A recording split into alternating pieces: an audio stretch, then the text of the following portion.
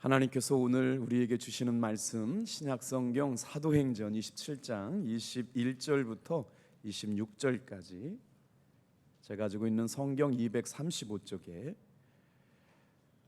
사도행전 27장 21절부터 26절까지 교독하시겠습니다. 여러 사람이 오래 먹지 못하였음에 바울이 가운데 서서 말하되 여러분이여 내 말을 듣고 글에 대해서 떠나지 아니하여 이 타격과 손상을 면하였더라면 좋을 뻔하였느니라. 내가 너희를 권하노니 이제는 안심하라. 너희 중 아무도 생명에는 아무런 손상이 없겠고 오직 배뿐이리라. 내가 속한 바 내가 섬기는 하나님의 사자가 어젯밤에 내 곁에 서서 말하되 바울아 두려워하지 말라. 내가 가이사 앞에 서야 하겠고 또 하나님께서 너와 함께 항해하는 자를 다 내게 주셨다 하였으니 그러므로 여러분이여 안심하라. 나는 내게 말씀하신 그대로 되리라고 하나님을 믿노라. 그런즉 우리가 반드시 한 섬에 걸리리라 하더라. 아멘. 잠시 말씀을 위해 기도하겠습니다. 연일 무더위가 계속되는 아버지 하나님, 날에도 하나님의 말씀을 사모하여 주의 전에 올라온 당신의 귀한 종들에게 은혜를 더하여 주시옵소서. 아버지 하나님, 오늘 이 시간에도 크신 역사 이루게 하여 주셔서 영상으로 예배하는 종들에게도 또 현장에서 예배하는 종들에게도 말씀을 통해 공급받는 힘을 얻기를 원합니다. 부족한 종은 십자가에 감추어 주시고 오직 성령 충만한 시간들 되게 도와 주시옵소서. 예수님의 이름으로 축복하며 감사기도 드립니다. 오늘 본문의 말씀을 가지고 여러분이여 안심하라 라는 제목으로 함께 말씀의 은혜를 나누려고 합니다. 바울의 체포 그리고 바울을 향한 재판은 사도행전 26장으로 다 끝납니다. 이제부터 27장, 28장 어떻게 보면 사도행전의 결론에 해당하는 부분들이 시작되는데요. 바로 이제 그렇게 꿈꾸었던 사도 바울이 로마로 이송되는 이야기가 27장, 28장에 나오게 되는데, 사도행전 27장은 지중해에서 난파된 이야기고 28장은 로마에 도착하고 나서 사도 바울이 그곳에서 복음을 전하는 일들의 이야기로 이제 사도행전은 끝나게 되거든요. 27장의 사도행전, 이제 사도 바울이 죄수임에도 불구하고 로마로 호송되어 가는 가운데 로마의 백인대장이 사도 바울을 지키게 되고 선조와 성원들이 놀랍게도 사도 바울의 영적 권위를 인정하고 도움을 받으려고 하는 모습들이 진행됩니다. 오늘 이 밤에 나와서 예배하는 사랑하는 성도 여러분, 여러분이 언제나 어디서나 누구를 만나든지 간에 하나님께서 존귀하게 여기시는 사람들 되기를 축복합니다. 사도 바울이 지금 죄수로 호송되는데 선장이나 백부장이나 그의 주변에 있는 사람들이 다 사도 바울을 의식하고 그의 선한 영향력 앞에 이렇게 은혜가 끼쳐지는 것들을 보는, 어떻게 보면 압도적인 권위를 갖고 있었다라고 하는 것이죠. 베스도 청독이라고 하는 사람 기억나시죠? 하도 이제 오랜만에 오다 보니까 흐름이 깨졌는데, 바울을 로마로 호송하는 책임을 누구에게 맡겼느냐? 백인 대장 율리오라고 하는 사람에게 맡깁니다. 율리오와 그 부하들은 가이사랴의 북쪽에서부터 그리 멀지 않은 시돈항에 도착하게 되는데, 이제 시돈항에서 로마로 가려고 하는 그때부터 어려움이 생깁니다. 말씀을 보다 보니까요, 삶의 역풍을 만났을 때, 성경 읽다가 이런 단어들이 마음에 이렇게 탁 와요. 그렇구나, 삶의 역풍이 올 때가 있다. 시돈을 떠나서 역풍을 만났을 때 가장 최대한 빠르게 안전하게 사이프러스 섬과 길리기아 섬 사이를 지나는 미항이라고 하는 곳에 닿게 되는데, 미항에서 율리오는 바울 일행을 이탈리아로 가는 알렉산드리아라고 하는 배에 갈아태우면서, 알렉산드리아호는 배가 한 1,200톤, 그 시대에 한 2,000년 전에 1,200톤 곡물과 뭐 이렇게 물자와 가축들을 태울 수 있는 큰 배인 거죠. 1,200톤이면. 근데 그 배가 세상에 어디를 가요? 이탈리아로 가는 가운데 역풍을 만나서 직선 항로로 들어가지 못하고, 이제 이랬잖아요. 이렇게 수영하다가 물결이 세면 가로질러 가야 되는데 이렇게 자꾸 이렇게 떠내려 나가는 것처럼 직선 항로로 가지 못하고 계획했던 항로보다 남쪽에 도착하게 되는 일이 생기는 거죠. 항해 조건은 점점 나빠지고 있었다는 거예요. 추분이 지났어요. 이제 가을이 지났다는 거잖아요. 추분이 지났기 때문에 계절풍이 불기 시작하면 어떤 일이 일어나냐면 자기가 원하는 방향대로 가지 못하고 역풍을 만난다는 거예요. 여러분, 삶을 살면서 인생의 역풍을 만난다는 거 기분 좋은 거 없어요. 목적한 대로 가야 되는데 삶의 역풍을 만났다는 거잖아요. 근데 우리의 삶에 역풍은 언제나 불어요. 아유, 하나님 신앙생활하고 예수 믿고 교회 다니면 역풍 안 만나는 게 좋죠. 여러분, 예수 믿어도 삶의 역풍이 있어요. 이 성경이 그대로 얘기했잖아요. 역풍이 불어서 어떤 일들이 생겼는지를 오늘 말씀을 통해서 은혜 받게 되는데요. 계절풍대로 순풍 따라 살아가면 얼마나 좋아요. 근데 항상 삶에는 역풍이 불어요. 그래서 사도 바울이 기도하면서 뭐라고 얘기했냐면요. 사도 바울은 정말 영적으로 충만하고 하나님과 민감한 교제를 했기 때문에 19절에 사람들에게 이렇게 얘기했다는 거예요. 다 영적 선한 영향력을 갖고 있었으니까. 뭐라고 얘기했는지 아니면 19절 같이 한번 읽어볼게요. 시작. 여러분, 19절이요 같이.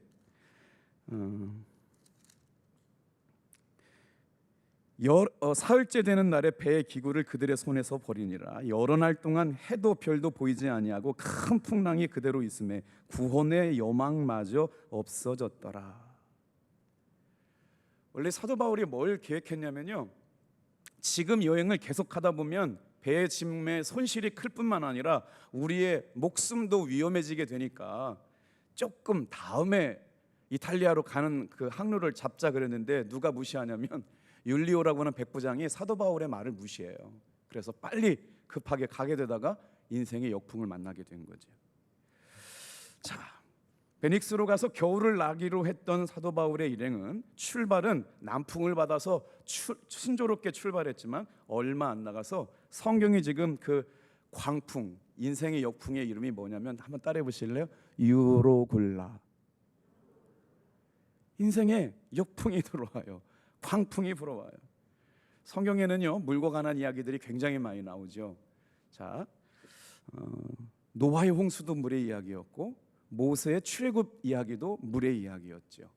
하나님께서 홍수 심판도 물의 이야기였어요.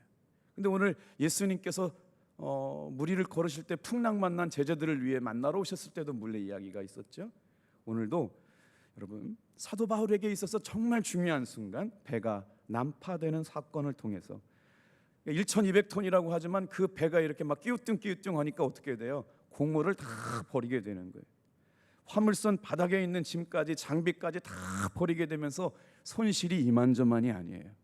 그러니 성령 충만했던 사도 바울 말대로 이탈리아로 가는 시기를 조금만 놓쳤어도 그런 위기를 만나지 않을 수 있었는데 최종 말 안 듣는 그런 거죠.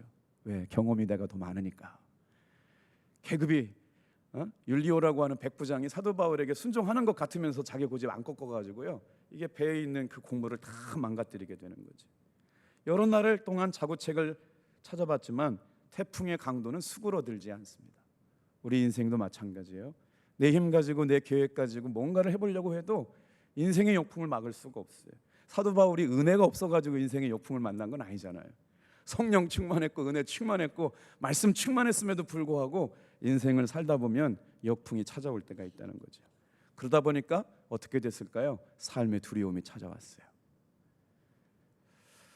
자, 오늘 본문에 보면 사도 바울과 함께 로마로 가던 모든 일행들이 유로굴라라고 하는 광풍을 만나, 성경에 보니까 14일 동안 광풍을 만났다는 거예요. 그러니까 막 아침 저녁으로 배가 꿀렁거리다가 또 잠잠했다가 막 또 풍랑을 만나고 파도를 타는데 지금처럼 배가 이렇게 크게 안전한 배도 아니었잖아요. 그러니 다 죽게 되었다라고 하는 절망적인 상황에 놓여 있었어요. 인생의 역풍을 만난 사람들에게. 그런데 오늘 말씀은 어떻게 우리에게 은혜를 끼치고 있냐면 유독 한 사람만 두려워하지 않았다는 거예요. 세상 사람들이 다 어렵다, 힘들다, 불가능하다, 안 된다, 끝났다라고 얘기해도 오늘 저녁에 말씀 들으러 오신 사랑하는 성도 여러분, 여러분만은 여러분 두려워하지 않게 되기를 주님의 이름으로 축복합니다. 다 절망에 빠져 있는데 놀라우리만큼 사도 바울은 안심하라고 말해요. 절망적인 상황에서도 오직 사도 바울만 사람들에게 뭐라고 얘기하냐면요, 여러분 오늘 이 말씀을 좀 묵상했으면 좋겠어요. 지금 다 절망에 빠져 있다고요. 14일 동안 광풍을 만나서 바다 위에 망망대해 떠 있는데 두렵지 않아요? 다 죽게 되었는데 가지고 간 짐도 다 버렸으면 이거 버렸다고 누가 책임져야 됩니까? 이거 나중에 안전한 곳에 도착했다고 할 때. 그런데 이 어려운 가운데 한 사람만 뭐라고 말하느냐? 안심하라라고 말하고 있어요. 자, 어떻게 그렇게 말할 수 있었을까를 오늘 세 가지를 살펴볼 텐데, 첫 번째, 다 같이 한번 따내 볼게요. 하나님의 사자가 그의 곁에 서 있었기 때문입니다. 신앙생활이 기쁜 게 뭘까요? 신앙생활이 은혜되는 게 뭘까요? 강원도에서 목회할 때 이렇게 교회 평수가 30평밖에 안 되는 아주, 그리고 벽돌, 슬러브 벽돌이었어요. 밀면 밀리고 이렇게 치면 부서지는 연약한 벽돌에서 목회하고, 여름 성경학교를 하려고 하지만 아이들이 없어가지고, 선생님들이 없어가지고, 그때 제가 기도 제목은 하나님, 전 먹는 아이 좀 우리 교회에서 볼 수 있게 해주세요. 없었어요. 교인들이 워낙 없어가지고. 제가 처음 목회 나간 교회가 부임해 보니까 8명인데 연세들이 다 많으셨고, 간절한 기도의 첫 번째 제목은 뭐였냐면 기저귀를 가지고 교회 오시는 엄마를 만나게 해달라고 이제 기도했는데, 실제로 그런 일이 있었어요. 제가 그때 강원도에서 목회할 때 교회 슬로건을 뭐라고 했냐면요, 희망을 캐는 사람들이 모이는 교회라고. 그래서 탄광촌에서 목회를 했으니까 저 사람들은 검은 황금이 탄광촌에서 희망이라면 나는 예수 믿는 한 영혼이 희망이라고 생각을 해서 희망을 캐는 사람들이 모이는 교회라고 간판을, 이렇게 입간판을 크게 교회 앞에다 붙여놨더니 여러분, 기적이 일어났어요.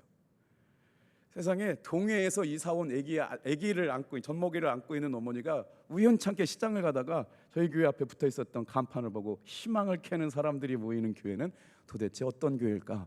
그리고 나서 주일날 예배를 나왔는데 아이를 데리고 교회를 왔더라고요. 여러분, 하나님께 기도한 기도는요 분명하게 이루어질 줄 믿고 예배하는 여러분 되길 바랍니다. 그러니까 목회가 힘났어요. 신났어. 오, 하나님 이 기도 들으셨네. 뭐 그게 1년 뒤나 막 2년 뒤에 났으면은 아유, 기도해도 안 된다고 그랬지만, 제가 기도하고 나서 얼마 안 돼 가지고요 아이가 우리 교회에 생긴 게 된 게 얼마나 기뻤는지 몰라요. 자, 오늘 말씀으로 들어가 볼까요? 하나님께서 모두가 두려워할 때 딱 한 사람은 깨어 있었단 말이에요. 그리고 나서 절망적인 상황에서도 사람들을 위로하고 격려하고 하나님의 일하심을 바라볼 수 있도록 담대한 믿음의 사람들이 있었다는 거예요. 오늘 이 말씀을 듣는 여러분이 언제나 어디서나 그런 믿음의 소유자 되시길 주님의 이름으로 축복합니다. 22절 23절 정말 이런 은혜를 늘 사모했으면 좋겠어요. 같이 읽어요. 시작. 내가 너희를 권하노니 이제는 안심하라. 너희 중 아무도 생명에는 아무런 손상이 없겠고 오직 배뿐이라. 여러분, 목회하면서요 이 은혜가 너무나 귀해요. 앞으로 되어질 일에 대해서 주님께서 사도 바울에게 알려주시잖아요. 주님의 음성을 들은 겁니다. 하나님께서 될 일을 보여주신 거예요. 근데 오늘 말씀에 보면 뭐라고 했느냐? 놀랍게도 하나님의 사자가 곁에 서 있었다. 여러분, 신앙생활 이런 거 사모되지 않습니까? 김석기 목사가 목회하는데 하나님의 사자가 옆에서 도와 목회될 수밖에 없어요. 여러분이 신앙생활 하는데 죽을 일이 생겨요. 어려운 일 생겨요. 큰 일이 생겼어요. 그런데 하나님의 사자가 곁에 서서 도와요. 할렐루야. 그 여름 성경학교 얘기를 하려다가 좀 얘기가 이렇게 빗나갔는데, 고영강 사모하고 신학교 동기 목사님이 부천의 큰 교회 목사님 아들인데, 이분은 목사님 아들로 태어나가지고 도대체 자기는 목사로 살고 싶지 않아서 미국의 컴퓨터 공학을 공부한 엘리트였어요. 아버지가 하는 목회를 보고 나서 도저히 자기는 목사가 안 되겠다고, 그래서 컴퓨터 공학을 공부했는데 이게 웬일입니까? 하나님께서 그분의 마음을 바꿔주셔가지고요 신학교에 왔어요. 그리고 나서 그렇게 반발하는 마음들이 있어요, 목사님 자녀들 가운데는. 그런데 하나님께서 강권적으로 서아프리카의 토고에 선교사로 보내버리신 거예요. 오늘 거의 한 28년 만에 보고 싶다고 찾아왔어요. 근데 교인종 선교사님하고 잘 지낸대. 어떻게 지내냐 그랬더니 충격적이고 재미난 말씀을 해요. 맥도날드를 사 먹고 싶으면 토고에서 어디로 넘어가야 되냐면요, 나라를 넘어가야 된대요. 별로 잘 놀라시지 않네요. 햄버거 전 세계 브랜드 체인점에 햄버거를 먹으려면은 나라를 넘어가야 돼가지고 국경에 그 나라 가가지고 이렇게 햄버거를 사 먹는다는 얘기를 나누는데 잘 감각이 잘 없잖아요. 그래서 서아프리카의 부르키나파소와 토고하고 연결되어 있는데 목사님 행복한 곳에 계시다고. 그래서 정성껏 대접하고 이제 보내드리려고 그러는데 기도해달라고. 그래서 손을 잡고 사모랑 셋이서 기도하는데 선교사님이 막 울기 시작하시는 거예요. 27년 만에 만났다는 거죠. 신학교 졸업하고 목회하다가 다시 만났는데 다음에 언제 만날지 모르겠다는 거예요. 아, 무슨 사람 죽을 사람도 아닌데 왜 그렇게 우냐 그랬더니 우리 교회 들어왔는데 너무 느낌이 좋아가지고 서울에 있는 교회들 교회 학교 안 모인대요. 어렵다는 얘기만 듣고 왔는데 우리 교회 모습 보니까 너무 은혜가 돼서 정말 감격스럽다고. 진짜 선교사님이 은혜 충만하셔갖고 저도 같이 그렇게 막 눈물이 글썽거렸어요.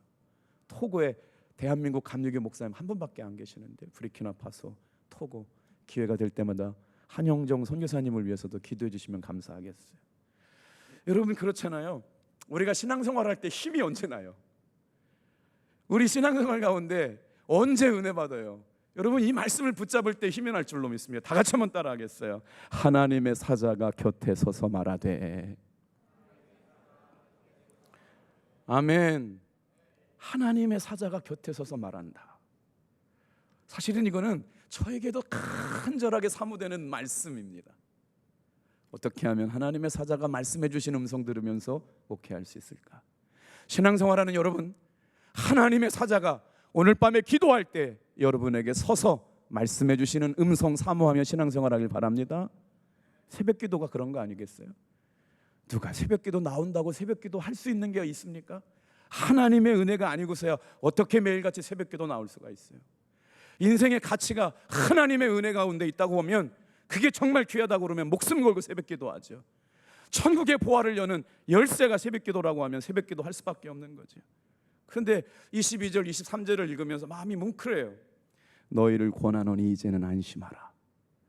생사 화복이 하나님께 있다는 걸 알게 된 거예요. 그런데 이렇게 단언할 수가 있어요? 배가 이제 파손돼 가지고 다 죽게 되었는데 이거 해가 뜨고 나서 아침이 밝아오면 어떻게 될지 뻔하게 드러나는데 뭐라고 얘기했어요? 들은 말씀이 있거든요. 하나님이 내게 해주신 말씀이 있거든요. 위로해 주신 말씀이 있거든요. 누구나도 다 안 된다고 얘기하고 불가능하다고 그러고 끝났다고 얘기하는데 하나님의 사자가 와가지고 안심하라 들은 말씀이 있잖아요. 예배 시간마다 여러분 주님의 말씀이 가슴에 새겨져서 들은 말씀 가지고 신앙생활 승리하시기를 축복합니다. 남들은 모르는 거예요. 오직 절망적인 상황에서 사도 바울 혼자만 깨어서 담대한 믿음을 가지고 두려워 말라 하나님의 사자가 지난밤 내 곁에 서서 말씀해 주셨다. 이 놀라운 은혜가 오늘 이 저녁에 말씀 들어 오신 성도님들에게 있기를 축복합니다. 자, 본문은 그렇게 다 죽게 된 사람들이 사도 바울에게 듣는 말씀이에요. 목숨을 잃지 않을 것이다. 구원받는 하나님의 기쁜 은혜가 있을 것이다.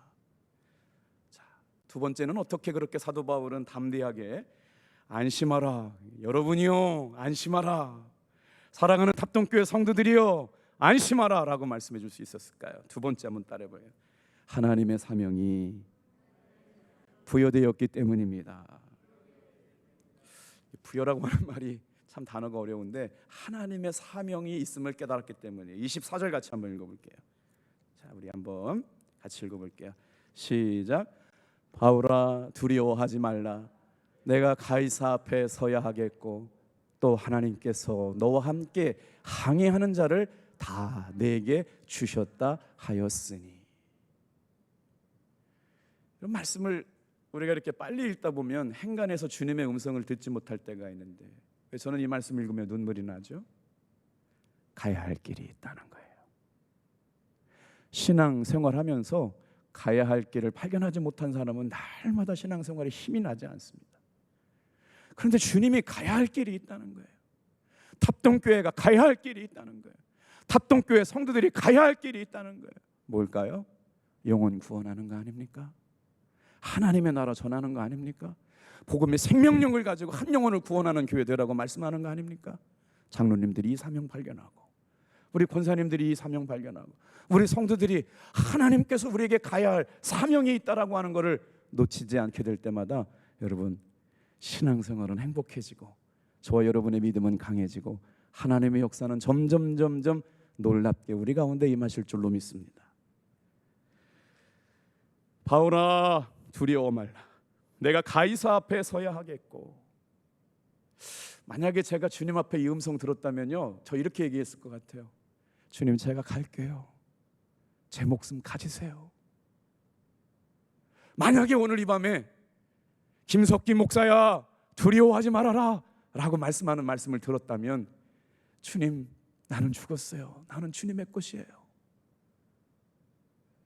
아마 사도 바울의 심정이 이런 건 아니었을까 싶어요. 네가 가이사 앞에 서야 한다. 이거 가이사 앞에 선다는 게 뭐예요? 죽어야 된다는 거예요. 사도 바울이 어떻게 죽여요? 도끼로 목이 잘려가지고요, 트레 폰타나 들어보셨죠? 사도 바울이 목이 잘려서 참수형을 당해 죽는데 3번 목이 튀었대. 이렇게 잘린 목이 한 번, 2번, 3번 튀었는데 그 피가 튀면서 띄어진 그 자리마다 연못이 생겨났대요. 그래서 지금 이탈리아에 가보면 트레 폰타나 해가지고 사도 바울이 참수된 곳에 3개 우물이 있다라고 하는 게, 안 가봐가지고 모르는데 이렇게 학설이 있어요. 트레 폰타나라고. 가이사 만나러 가는 것, 황제 만나가지고 호의호식하는 게 아니라 황제 만나면 죽는 거예요. 목 잘려 죽는 거. 재판에서 거기서 죄인으로 끝나는 거거든요. 그런데요, 여러분, 가이사의 앞에 서야 되겠다고 말씀하시는 분이 누구냐면요, 하나님. 우리 신앙생활의 결론이 뭐냐면, 여러분, 천국 앞에서, 예수님 앞에서 우리의 신앙생활이 결론 나게 될 줄로 믿습니다. 무엇 남기고 가야 될까요? 우리의 신앙생활이 그냥 나 하나 복 받고 나 하나 잘 살고 그런 게 아니라 가이사 앞에 서야 되는데, 가이사 앞에 서는 것은 복음의 결론이었어요. 사도 바울이 로마에 도착해가지고 바로 참수당하지 않습니다. 2년 정도 가택연금을 당하면서 만나는 사람들에게 복음을 전했어요. 얼마나 대단했냐면, 황제 앞에 서는 이유는 다른, 항소한 게 벨릭스 총독에게 항소한 건 다른 게 아니었어요. 로마 황제에게 복음을 전하려고 했던 거라. 네가 가이사 앞에 서야 하겠고, 하나님께서 너와 함께 항해하는 자들을 다 너에게 주셨다. 오늘 이 믿음의 담대함을 가지고 가정에서, 교회 안에서, 직장 안에서 이런 기도 하셔야 될 것 같아요. 주여, 이 공동체 안에 속한 모든 영혼을 나에게 맡겨주셔서 감사합니다. 왜 우리가 신앙생활하면서 은혜 받아야 되는지 말씀을 드릴게요. 이 은혜 성도라고 하는 분이 우리 교회 오셔가 처음 언니가 전도해가지고 이렇게 교회 와가지고 세례 받을 때 세례 간증했잖아요. 그리고 나서 코로나가 생기고 자매들이 이상하게 여러 가지 어려움 때문에 교회를 못 나왔어요. 2 자매가 등록해서 정말 열심히 제자영업도 하고 신방도 하고 속회도 열심히 했는데 몇 년을 못 나왔죠. 3, 4년을 못 나오다가 최근에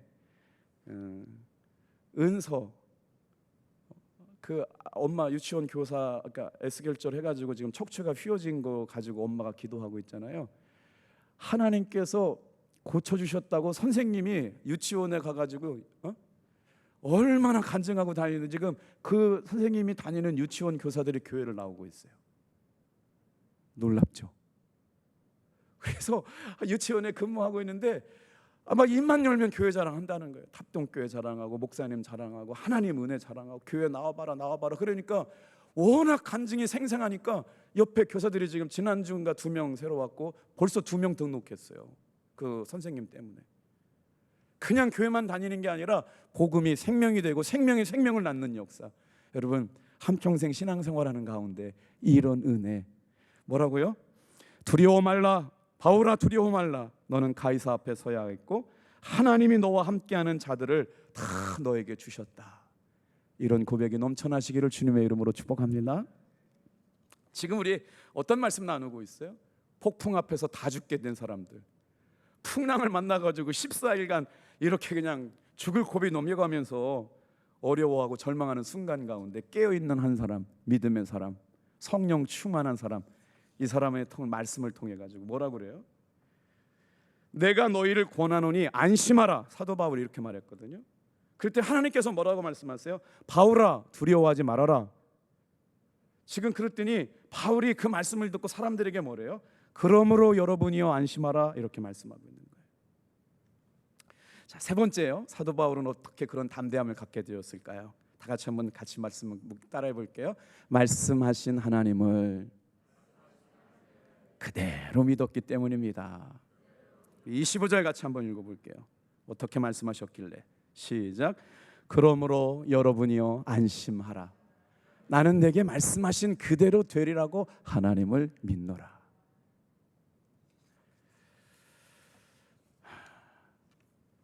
신앙의 방법이 있어요? 예수 잘 믿는 방법이 있어요? 하나님의 능력을 날마다 경험하며 살아갈 수 있는 특별한 비밀이 있을까요? 만약에 묻는다면 말씀을 믿으세요. 오늘 저와 여러분의 신앙의 차이, 믿음의 결론의 차이, 신앙의 열매의 차이가 뭐냐? 사도 바울이 지금 그거 고백하고 있는 거예요. 하나님께서 두려워하지 말라고 그랬고, 이 모든 사람들을 너에게 맡겨주셔야 된다고 말씀하셨고, 그래서 뭐예요? 하나님께서 바울을 통하여 일하시는 일이 뭐였어요? 생생한 하나님의 사자가 곁에 서서 도우시는 음성을 들었어요. 가이사 앞에 서서 복음을 전해야 될 사명이 그의 마음속에 새겨져 있었어요. 그리고 나서 어땠어요? 말씀하신 하나님의 말씀이 내 삶에 그대로 이루어질 것을 믿고 신앙생활을 했다. 오늘 우리 삶의 진정한 평화는 눈으로 보는 것으로 얻어지지 않아요. 우리 마음속에 주님이 주시는 평화가 경험되어져야 되는데, 지난 주일날 무슨 말씀을 드렸어요? 사도행전 로마서 7장은 여전히 내게 죄가 있고 악이 있다고 말씀드렸어요.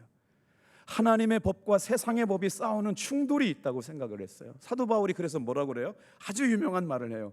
오라 나는 곤고한 사람이로다. 이 사망의 법에서 누가 나를 건져낼까? 마치 7장만 읽으면 뭐 사도 바울의 영적 경지가 대단하더니 별거 없네, 우리랑 똑같네, 아직도 넘어지고 있고 아직도 악한 게 남아있고 여전히 죄악 가운데 있다는 게 뭐야? 그런데 로마서 8장으로 넘어가면서 사람의 힘으로 안 되지만 성령께서 역사하시는 은혜가 있다. 그게 뭐예요? 하나님의 영, 그리스도의 영, 살리는 영. 이게 뭐래요? 예수님 안에 있는 사람들에게 주신 은혜. 예수님 안에 있는 사람들에게 여러분 말씀이 그대로 이루어짐을 믿습니다.